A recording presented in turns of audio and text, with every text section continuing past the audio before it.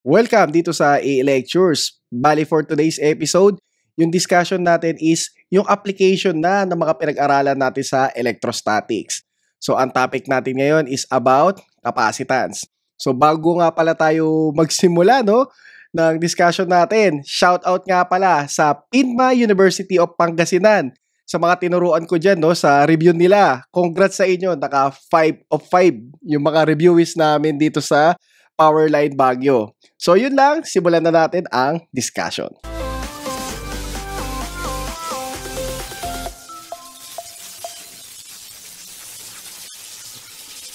So ito na, nasa discussion na tayo ng capacitors.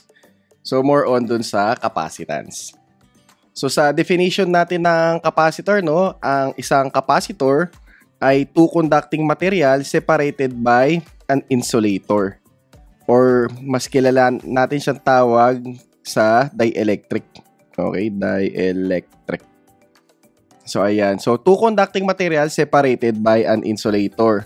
So ibig sabihin kung insulator yung gitna, kapag nag-impress tayo dyan ng voltage, diba, hindi tatawid yung kuryente. At alam naman natin, diba, yung current is a flow of charge.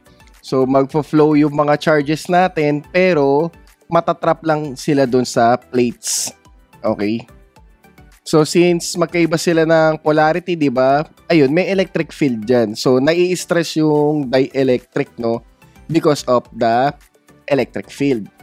So yung pinakagamit ng capacitor is mag-store ng electrical energy, or let's say, 'di ba, mas ginagamit siya minsan sa protection, na kung saan kung merong mga voltage fluctuation, so siya yung sasalo nun. So in analogy natin with regards dun sa power plant, parang nagsisilbi siyang surge tank. So 'di ba sa hydropower plant, yung surge tank, siya yung sumasalo nung extra pressure, lalo na kapag merong magfo-flow back pabalik dun sa agos ng tubig para malesen yung pressure na baka mag-cause ng mga damage sa mga pipes. So, sa analogy natin, ayun, si capacitor, just in case na magkaroon ng mga overvoltage, diba, siya yung magiging temporary passage. So, ayun, mag-store, tapos magdi-discharge. Kaya nga, diba, yung ginagawa natin kapag nag-de-desolder tayo ng capacitor, diba, ang una natin ginagawa is sinusort siya or dini-discharge. Baka mamaya kasi merong natirang karga dito, 'di ba? Kapag dumikit sa balat mo 'yun, medyo masakit. So 'yun, yung ibang tawag sa capacitor ay condenser. Sabi nga do sa libro ni Terahan, medyo misnomer 'yun. Kasi hindi naman siya nagko-condense. Kumbaga, nag-i-store siya ng electrical energy sa pag-i-stress ng mga charges natin doon sa dielectric. So ayan, more on storage siya. So yung susunod na term natin is capacitance. So bago ko basahin yan, yung isang definition muna, So sabihin natin, yung capacitance is yung ability ng isang material, or let's say, isang element ng circuit na nag-o-oppose siya sa change in voltage. So siya yung taga-oppose in any change in voltage. So kung magkakaroon ng biglang sudden change in voltage, katulad nga ng sabi natin kanina, di ba, yung mga fluctuation. So siya yung pumipigil doon. Pero ngayon, ayan, basahin natin itong slide, yung nakalagay ko na ba yung capacitance. So, yung property ng capacitor to store electricity may be called its capacitance. So, ayan may iba't iba tayong definition. So, ayan, property siya na nag-o-oppose any change in voltage. So, ito naman yung property ng isang capacitor to store electricity. So, the capacitance of a capacitor is defined as the amount of charge required to create a unit potential difference between its plate. So, yung amount ng charge na required para makapag-create ka ng potential difference doon sa capacitor. So, syempre, di ba, kung walang charge na natrap doon sa mga plates, hindi magkakaroon ng voltage yan. Okay, so hence, yung capacitance is the charge required per unit potential difference. So, ang unit ng capacitance is farad. So, kung naalala ninyo, di ba, nung dinerive natin yung Coulomb's law, kinailangan ko tong formula na to for cancellation. So, ayan, by definition, the unit of capacitance is coulomb per volt, which is also called farad, ayun nga, in honor of Michael Faraday. 1 farad is defined as the capacitance of the capacitor, so which requires 1 charge of coulomb para makapag-establish siya ng potential difference of 1 volt between its plate. So ayan yung mga ano natin ha, yung mga definition natin about sa capacitance. Kumbaga, 'di ba, kung yung parallel natin dun sa mga tank or yung mga tank na nag-i-store ng fluid, 'di ba? Yung capacity nun ma-define mo as dun sa mass or yung kilogram ng fluid na required para makapag-raise ng 1 meter. So ito naman, yung sa capacitance, 'di ba? Yung capacitor kasi natin, 'di ba, para din siyang tank, okay? So yung capacitance niya, yun yung amount ng charge, no, yung required para makapag-create siya ng potential difference between dun sa mga plates niya. So ayan na ha, tandaan. So yung capacitance natin is charge per unit potential difference. Or yung 1 farad is equal sa 1 coulomb volt. Katulad nga na sinasabi ko sa mga students ko, kapag mag-aalala ko ng formula, mas hindi ko naalala tong format na to. Mas naalala ko yung sinasubmit nga natin, di ba, kapag mag-apply ka na ng trabaho or OJT, which is yung curriculum vitae. So yung charge is equal sa curriculum vitae. So kung naghanap ka ng capacitance and i-transpose mo, okay? So by that, mas mabilis mo makabisado yung formula. Lalo na, di ba, kung nagpe-prepare ka for board exam, masyado na silang madami. So mag-iisip ka ng mga mnemonics, no? Para mabilis mo maalala yung formula. So for me, ayan, yung curriculum vitae yung parati kong tinatandaan with regards do sa charge. And then, ita-transpose ko na lang para makuha ko yung formula ng capacitance. So ngayon, punta tayo sa capacitance ng isang isolated sphere. So medyo nakakaloko to, di ba? Since, di ba, para magkaroon ka ng capacitance, kailangan mo ng 2 plate. Pero ngayon, yung nasa picture natin, di ba, iisa lang yan. Di ba? Isang sphere na merong positive test charge. So paano siya magkakaroon ng capacitance? So katulad nga nung sa episode natin sa electric potential, di ba? Yung isang side natin, yung reference natin ay si infinity.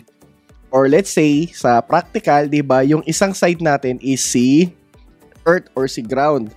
So nandun yung infinity. Or let's say, yung zero potential. So with that, makakapag-establish ka na ng formula para dun sa potential difference. So tandaan, yung capacitance is Q over V, di ba? So, yung potential netong isang isolated sphere, diba, is given by the equation V is equal sa Q. Okay? So, 4 pi E sub O E sub R D. Pero dito ngayon, ang aalamin lang natin yung isang isolated sphere. So, lalabas yung distance niya mula doon sa center ng sphere hanggang doon lang sa radius niya. So, we can say na yung potential niyan is Q all over 4 pi E sub O E sub R radius. Yun na yung distance mo, okay? So ngayon, ipag-transpose natin itong dalawa. So lalabas Q over V is equal sa 4 pi E sub O E sub R tapos yung radius. So tandaan, ano nga ba ulit yung Q over V? Capacitance siya, di ba? Yung charge per unit voltage. So with that, na-establish na natin yung formula ng capacitance ng isang isolated sphere. So tandaan ha, mukhang ewan, di ba? Dahil wala yung isang plate. Pero ayun nga, yung sa definition natin ng potential, yung required energy or work mo, di ba? Para i-bring yung isang positive test charge from infinity or zero potential, which is yung ground natin, di ba? Papunta at that point. So dito, yung naging distance natin is yung radius niya mismo. Nandito daw yung positive test charge. So ayan, na-derive na natin yung capacitance sa isang isolated sphere. So ngayon, ang susunod na example naman natin, isang spherical capacitor or sabihin natin concentric. So 2 bilog, okay? So na kung saan yung outer sphere ay earthed. So itong isa, nakakonect sa ground. So, tandaan, 2 conducting material separated by an insulator. So, ito yung unang plate, si A. Tapos yung pangalawa, si B, yung outer na mas malaki. Okay, so ngayon, aalamin natin yung capacitance niyan. So, we can say, ang kukunin muna natin dito is yung total potential niya. So, di ba, lalabas BA plus VB.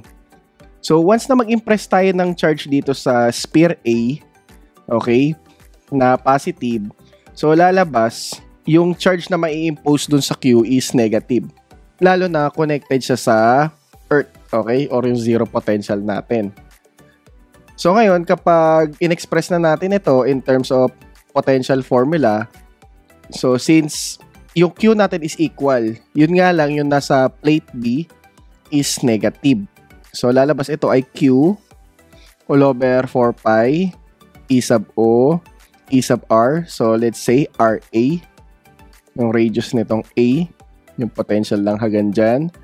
Plus, so yung VB, negative Q kasi siya, diba? Equal dun sa una, pero negative. All over 4 pi E sub O E sub R RB.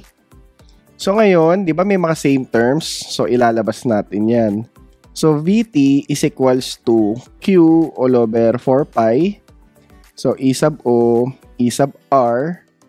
So lalabas 1 over RA minus 1 over RB. So ngayon, itong term na to, di ba, kapag sinimplify natin yan, lalabas. So RB minus RA all over RA times RB.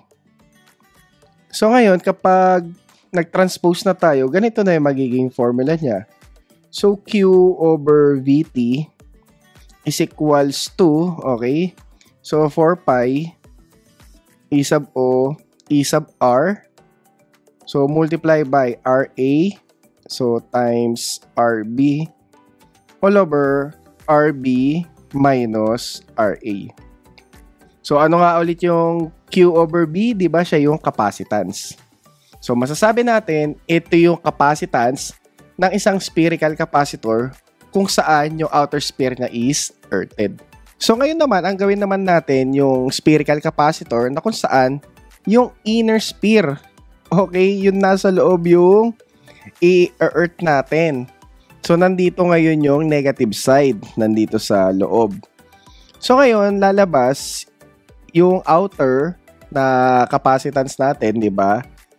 Yun yung magiging positive. Pero hindi lang yun. So, tandaan natin, di ba? Kung meron kang outer sphere na merong positive na charges, merong negative din yan, di ba? Or let's say yung zero potential. So, sabihin natin si Earth yung kabilang side.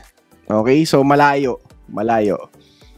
So, ayan. May Earth ka na dito. Sabihin natin may Earth ka pa dito. So, iisa lang yan. So, ibig sabihin, magkakaroon ka ng capacitance mula dito sa outer sphere. Okay? Yan yung one plate. Tapos, yung kabila mo, nandun sa Earth. So, sabihin natin, ito yung pangalawang capacitance. Yung C2. Tapos, yung mga sum of the charges, yung ibang positive charges, pupunta doon sa inner surface. Okay? So, di ba meron tayong mas malaking sphere?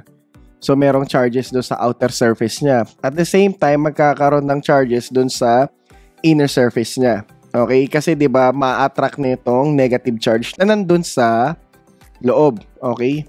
So, ibig sabihin, galing dito, yung sa surface ng inner natin, papunta doon sa mas maliit na sphere, magkakaroon din tayo dyan ng capacitance.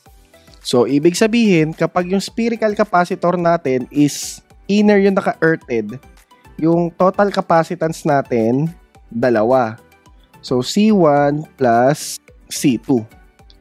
So, kung i-observe natin ngayon, di ba, yung C1, okay, halos kamukha lang siya nung yung dinerive natin kanina. Okay, yung dun sa outer sphere yung naka-earth. Kaya, you can say na yung formula dun is yung 4 pi E sub O, ayan, di ba, E sub R, tapos yung RA times RB, okay, tapos yung RB minus RA. Pero ito, pagdating na itong pangalawa, so tandaan, di ba, outer sphere siya, pero yung kabilang side ay Earth. So, yung magiging formula naman natin dyan is yung kaninang dinerive ko. Yung capacitance ng isang sphere na isolated. Which is 4 pi E sub O, E sub R, RB. So, tandaan, dalawang capacitance yan na connected in parallel. So, ganun siya kasi lalabas. So, di ba, ayan, parehas positive itong dalawa. O, tapos yung kabilang side is nasa negative. Okay? So, yung nasa outer sphere o yung kabilang side nasa Earth. So, lalabas, di ba, dalawang capacitor sila na nakaparallel. Kung yung inner sphere ay naka-earthed. So, yan yung mga capacitance natin in terms dun sa mga spheres natin, no? So, ngayon, pupunta na tayo dun sa mas kilala natin. Yung mga plate capacitor. Or sabihin natin, yung unang example natin is uniform dielectric medium. So, yun nga, di ba? Two conducting material separated by an insulator. So, para sa derivation natin ng parallel plate capacitor natin, no? Ang gagamitin lang natin dyan is yung sa flux density, okay? So, sabihin natin ito yung dalawang plate. So, drawing lang natin, no? Okay. So, ito yung dalawang plate. Ayan. Tapos, meron dielectric sa gitna. Kulayan ko lang ng iba, no? Para aware tayo na dielectric yun. Okay, so ito, dielectric yan. Dielectric yan. Okay. So, ayan na, di ba? So, ngayon, yung capacitance niyan, which is yung mnemonic natin doon sa formula na yun is College of Engineering and Architecture Department. Or sabihin natin SEA, no? SEAD. So, bubuuin natin mamaya yan, no? So, yung thickness ng dielectric, pwede natin sabihin distance or letter T. Depende doon sa nagde-derive ng formula. So, ngayon, di ba yung capacitor nga daw is nag-i-store ng electric charge or let's say electricity, di ba? So, ibig sabihin, meron niyang electric density or electric flux density. So, galing dun sa episode 2 natin dito sa electrostatics, di ba? Yung electric flux density is E sub O, E sub R times electric field intensity. Or pwede yung formula natin is yung charge or yung electric flux all over yung area, no? Or let's say dito, area ng plates. At the same time, yung electric field intensity, di ba, pwede natin i-express as voltage gradient. Or let's say, V over distance. Or dito, V over T. Yung thickness ng dielectric. So, with that, pwede na natin pagsamahin itong dalawang formula. So, yung electric flux density is E sub O, E sub R. Okay, voltage over distance or thickness is equals to Q all over A. So, kapag tinranspose natin yan, yung Q over V is equals to E sub O, E sub R, A, all over D. Ano nga ulit yung Q over V? So, yung Q over V, di ba, siya ay capacitance. Kaya nga, di ba, kapag sinabi mong SEAD, so C, sabihin natin E, A, D. O, tapos i-expand mo lang, di ba, E sub O, E sub R, A, all over D. So, yan yung capacitance. So, yung capacitance ng isang parallel plate capacitor is given by the equation E sub O, E sub R, A over D. So, itong capacitance natin na ito, kung saan yung dielectric niya is uniform, iisa lang. Meron tayong parallel plate capacitor na kung saan meron tayong different mediums. So, gagawin ko, siguro, i-example ko na lang tong isa. And then, madali na natin madederive yung formula para dito sa pangalawa. Okay? So, yung una muna natin gagawin, siguro ito, sabihin natin T1, tapos itong pangalawa is T2. So, tandaan, ito ay air. So, ngayon, magdederive tayo ng formula, no, for parallel plate capacitor na kung saan meron siyang different medium. So, magsisimula ulit ito sa total voltage, okay? Na kung saan yung VT is equal sa V1 plus V2. So, yung potential dito, tapos yung potential din dito. And then, itong mga voltages na to, i-express natin, no, sa form ng electric field intensity. So, yung electric field intensity natin, di ba, is voltage all over distance. So, we can say na yung voltage is equal sa electric field intensity times distance. Or electric field intensity times thickness. So, since puro T1 yung nakalagay dito, T2. So, ayan yung model natin. So, ngayon, kapag in-expand natin yan, yung V1, lalabas siya na E multiply by T1 plus E multiply by T2. Okay? So, tandaan, yung E, may iba rin tayong formula niyan.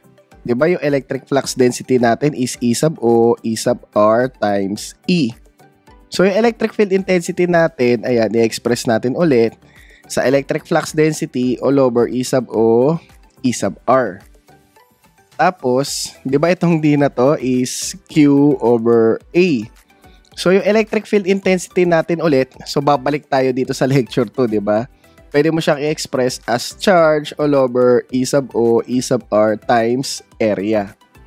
So, ilipat natin siya dito. So, yun, bali Q all over, so E sub O, E sub R, tapos area, tapos times T1. Sa pangalawa naman, so Q, so sabihin natin sub 1 ito, no? Depende dun sa material. So plus E sub O, E sub R sub 2, A times T2. Yun nga lang, di ba, kung air ito, yung E sub R mo is 1 na kagad siya, so pwede na siya makancel dito. Pero for now, hindi ko siya kakancelin. Kasi 'di ba, kung ano yung magiging formula na madederive natin dito, yun lang din yung formula para dito. Nataon nga lang kasi yung isang dielectric mo dito is air, 'di ba? So kung ganoon, may makakancel ka. So ngayon, gawin natin, i-extract na natin yung mga common terms. So VT is equal sa Q, okay? All over E sub O times area. Tapos multiply by, so T1 all over ER sub 1 plus T2, yung thickness ng dielectric 2, and then yung dielectric ng air. So ngayon, kapag nag-transpose na tayo dyan, lalabas Q over VT. So sino ulit yan? Si C. Is equal sa E sub O, tapos area, all over. So, bababa na silang dalawa. So, T1 all over relative permittivity ng unang material plus T2 all over relative permittivity ng pangalawang material. So, ayan siya. So, ibig sabihin, kung meron tayo ibang different mediums, lalaki lang itong equation na to. At yun na yung magiging capacitance ng plate na yun. So, ganun lang siya. So, madali lang i-derive yung mga formula na makakapag-adjust ka depende doon sa binibigay sa'yo na problem. Ang last natin is multiple plate capacitor. So, dediretsuhin ko na to. So, kapag multiple capacitor, katulad pa rin ng SEA, pero maglalagay ka ng N-1. Tapos, E sub O, E sub R. So, A all over D. Eh kasi 'di ba yung basic capacitor natin is dalawang plate, 'di ba? So 2 minus 1, edi ganito na lang siya. Pero kapag maraming mga plate, eh madadagdagan yan. So N-1 lang yung formula doon. So 'di ba kung may capacitance ka na ganito, dodoble siya nito. So ganun lang siya. So baling gawin na natin is mag-solve na tayo ng problem dito sa topic ng capacitance. So problem number 1. The capacitance of a capacitor formed by two parallel plates, each, ayan, 200 square centimeter. So, ito yung area, di ba? Ayan, in area. Separated by a dielectric 4 mm thick. Pwedeng distance or thickness, letter T. Which is 0.004 microfarads. So, di ba, the capacitance daw of a capacitor. Biglang ang dami niyang pinagbabanggit na kung ano-ano, no? Tapos biglang ayan, kinonfirm niya kung ano yung capacitance. So ngayon, merong potential difference dun sa capacitor na yun, di ba? Na 20,000 volts, okay? Let's say yung voltage dito. 20,000 volts siya, tapos ito yung capacitance. So ngayon, calculate the charge on the plates, which is yung Q. Potential gradient, so let's say yung E. So, yung V natin dito is for potential. Yung E natin is for electric field intensity or potential gradient. And then, relative flux of the dielectric, which is yung E sub R. And then last, electric field density, which is yung D. So, ngayon, solve na natin yan. So, para dun sa Q, okay. So, curriculum vitae, di ba? Capacitance times voltage. So, ayun. 0.004 microfarads. Tapos, multiply by 20,000 volts. So, sana ganito parati yung mga problem, no? Madali lang. Okay, so 0.304 micro multiply by 20,000. So, yan. Bali, meron tayong charge na 8 microcoulomb. Okay, so medyo maliit. So, 8 microcoulomb. So, ngayon, maghanap tayo ng potential gradient, UVM. So, marami tayong formula dyan. Nakita nyo naman kanina. So, for now, ang gagamitin natin, yung pinakamadali, di ba? Ayan, voltage all over distance. So, pagdating dyan, edi 20,000, okay, volts, all over yung thickness ng dielectric, which is 4 millimeter. O yan, di ba? Tapos agad, meron ka ng electric field intensity. Okay? So, 20,000 divided by, so 4 milli. So, ayan siya. Bali, 5, ayan, megavolts per meter. So, 5 times 10 raised to 6, ayan, volts per meter. Ayan, so yung hinahanap ngayon is yung relative permittivity of dielectric. With regard that, gagamitin natin yung isang formula ng E. Di ba yung isang formula ng E natin is Q, okay, all over E sub O, E sub R, times area. Okay, so ganun siya lumalabas, di ba? So ngayon, meron na tayong charge, meron na tayong electric field intensity, constant ito, and then area ng plate. Yun nga lang, i-convert natin ito sa square meter. Tapos ayun, shape solve mo na, makukuha mo na yung E sub R. And so with that, so 5 million, okay, or 5 mega, so volt per meter, is equals dun sa charge natin, which is 8 microcoulomb. All over yung constant na 8.854 times 10 raised to negative 12 farad per meter. So, pwede mo na siyang i-shape solve na lang, di ba? E sub R. And then, yung area natin. Okay? So, which is si 200 cm, no?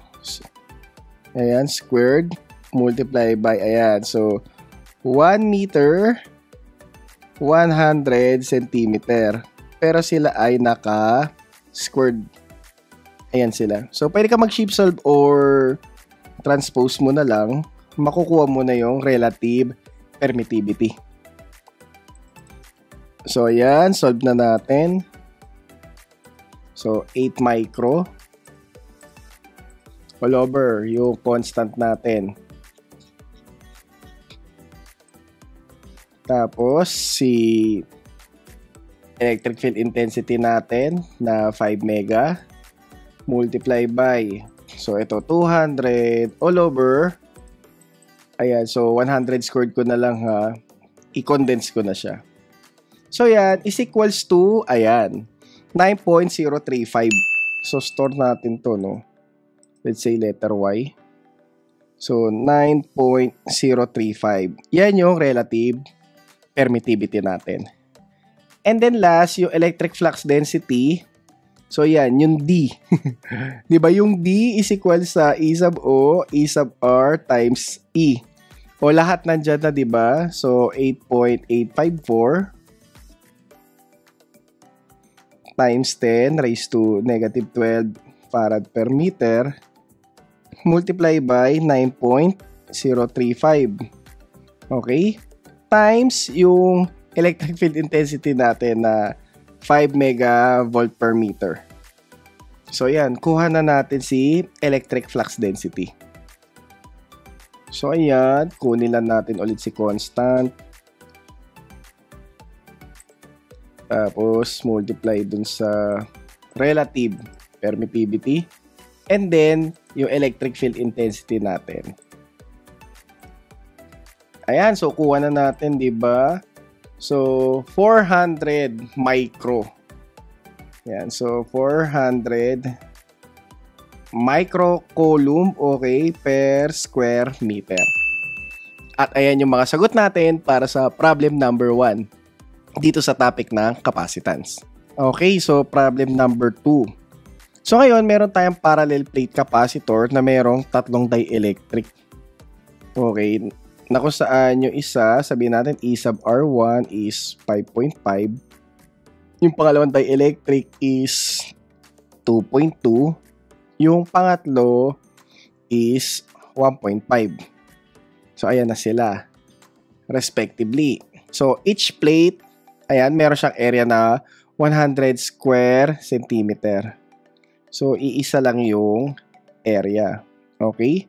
Tapos, yung thickness ng kada dielectric, since equal lahat yan, isang T na lang lagay natin, is 1 millimeter. Or 1 times 10 raised to negative 3 meters. So, ayan, may tanong na tayo. So, calculate the stored charge. Okay, in the capacitor, when potential difference of 5,000 volts is applied across the composite. So, ibig sabihin, may 5,000 volts tayo dito. Diba? May 5,000 volts ka dito na naka-impress dito. Tapos, tinatanong yung charge. Tapos, susunod yung calculate the potential gradient developed in each dielectric of the capacitor. So, magkakaiba sila ng electric field intensity. So, ayan lang. Tapos, solve na natin yan. Okay, so para doon sa charge, curriculum vitae lang ulit. So, Q is equals to CV.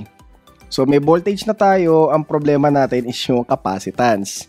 So, tandaan, may iba't iba tayong dielectric, kaya magiging formula natin is E sub O multiply by A, tapos yung thickness all over dun sa value ng mga dielectric nila. So, T1, T2 all over E sub R2 plus T3 E sub R3.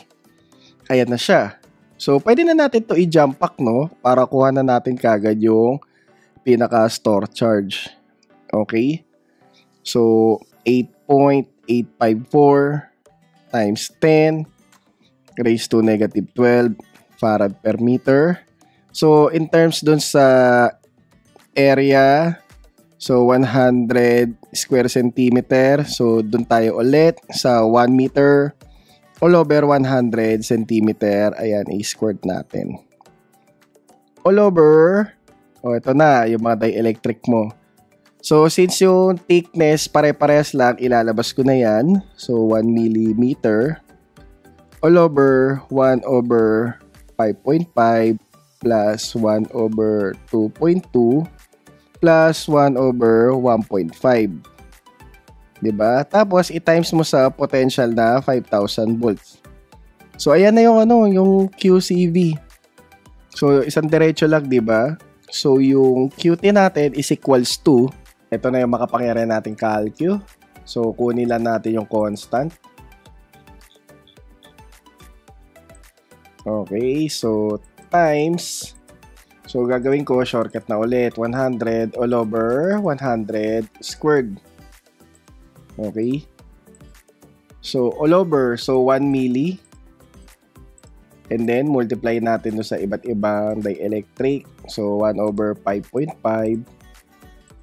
So, plus 1 over 2.2 plus 1 over 1.5.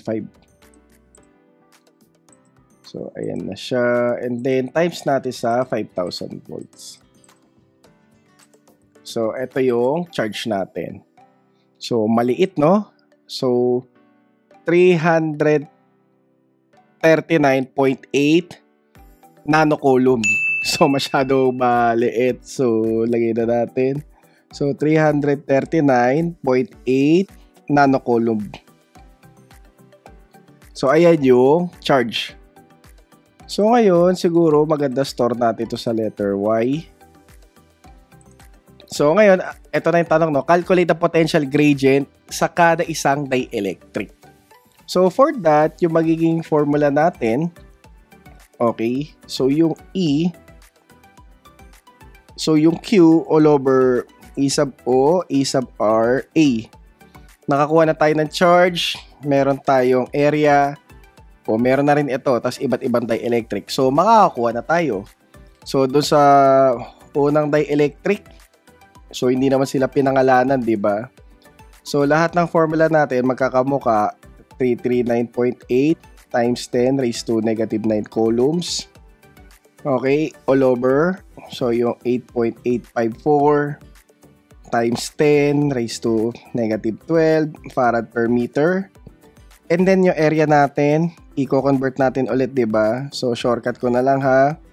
Kita nyo naman dito. So, 100 over 100 squared.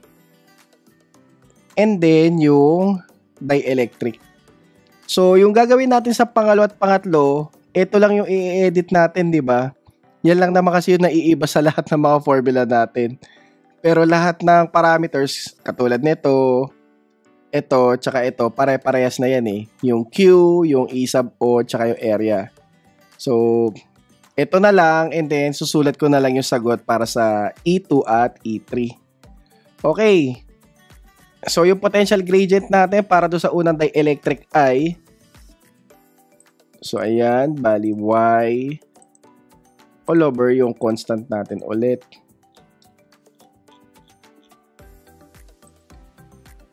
Okay, tapos yung area, so 100 all over 100 squared.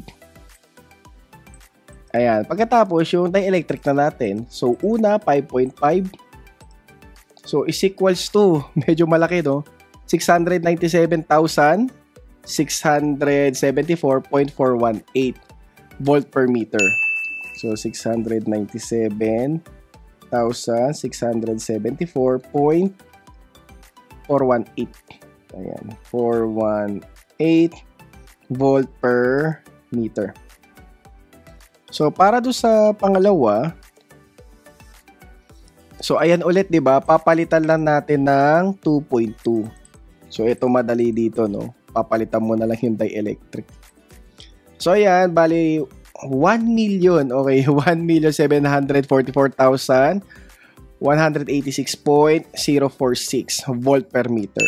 So 1,744,186.046 volt per meter. And then last, ayan yung sa pangatlo. So papalitan lang rin natin yan ng 1.5. So ayan, lumaki lalo, 2,558,139.534. Ayan, volt per meter. So ayan, 2,558,000. Okay, 139.534. So 139.534. 0.534 volt per meter. So ayan yung mga sagot natin sa problem number 2. At dito nagtatapos no yung discussion natin about sa capacitance.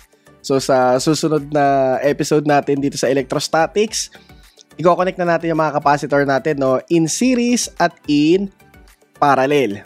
So yun, kung nakatulong sa inyo tong video na to, paki-share sa mga friends ninyo no. At sama-sama tayo magpalakas no ng mga foundations natin dito sa EE.